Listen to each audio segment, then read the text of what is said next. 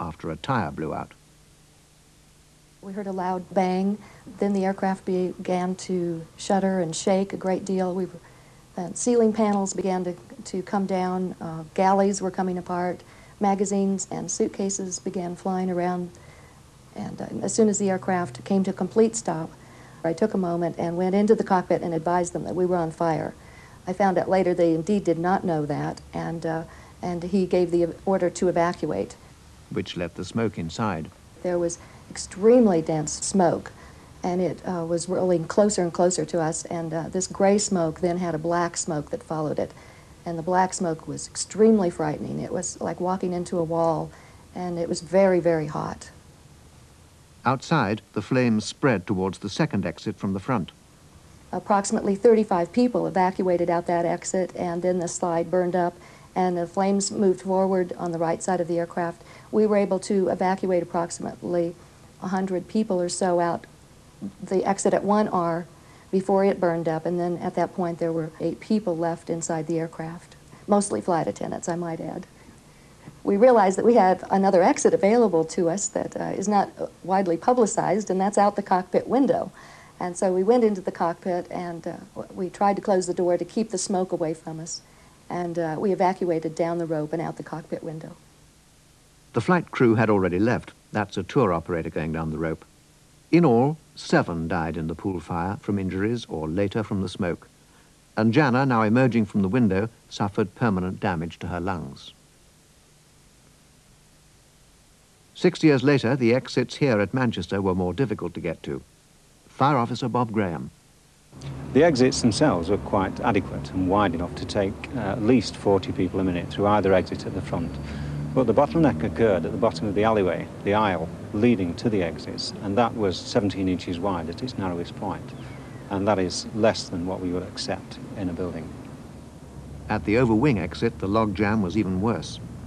The rate of exit from that kind of aperture is restricted to about a quarter that you would normally expect through a normal door.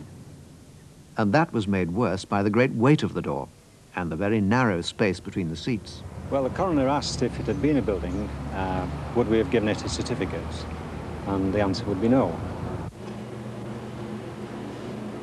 The seats at Manchester contained a plastic foam cushion.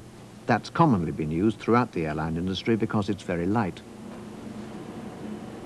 But many years of research have shown the dangers. At Manchester, the pool fire burned through the outer skin of the aircraft in perhaps half a minute, then up through ventilation ducts below the seats. These cushions start out at just under 4 pounds. This urethane plastic foam not only feeds the fire, it also gives off poison gas.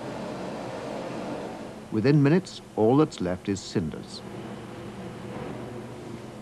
But that's not the end of the story. The many years of research have also led to this.